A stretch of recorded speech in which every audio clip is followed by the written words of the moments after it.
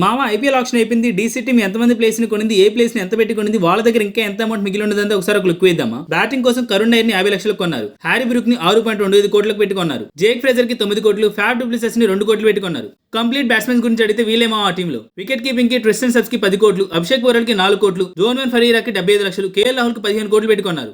All rounders విషయానికి వస్తే అక్షర్ పటేల్ కి 16.5 కోట్లు, సమీర్ రిజ్వీ కి 95 లక్షలు, అశుతోష్ శర్మ కి 3.8 కోట్లు, బెస్ట్ బై మామ వాళ్ళకి, దర్శన్ నల్కండే కి 35 లక్షలు, అజయ్ జాదవ్ మండల్ కి 30 లక్షలు, విప్రాజ్ నిగమ్ కి 50 లక్షలు, మన్వంత్ కుమార్ కి 30 లక్షలు, త్రిపురాణ విజయ్ కి 30 లక్షలు, మాధవ్ తివారికి 40 లక్షలు. బౌలర్స్ లో కుల్దీప్ యాదవ్ కి 13.25 కోట్లు, దుష్మంత్ చమీరా కి 75 లక్షలు, మిచ్చల్ సార్ కి 11.75 కోట్లు, మోహిత్ శర్మ కి 2.2 కోట్లు, నటరాజన్ కి 10.75 కోట్లు, ముఖేష్ కుమార్ కి 8 కోట్లు. సో వీళ్ళేమో వాళ్ళు కొన్న ప్లేస్. ఈ యాక్షన్ లో వాళ్ళు మొత్తం 16 మంది ఇండియన్ ప్లేయర్స్ ని, 7 ఓవర్సీస్ ప్లేయర్స్ ని కొన్నారు. ఇందులో వాళ్ళు రిటెన్షన్ కోసం ఖర్చు చేసింది 47 కోట్లు. ఆక్షన్ లో వాళ్ళు 72.8 కోట్లు పెట్టి ఖర్చు చేశారు. ఫైనల్ గా వాళ్ళకి మిగిలింది 20 లక్షలు. సో అది మా డీసీ టీం గురించి. ఈ టీం కి అవుట్ ఆఫ్ 10 మీ రేటింగ్ ఎంతో కామెంట్ చేయడం మాత్రం మర్చిపోకండి.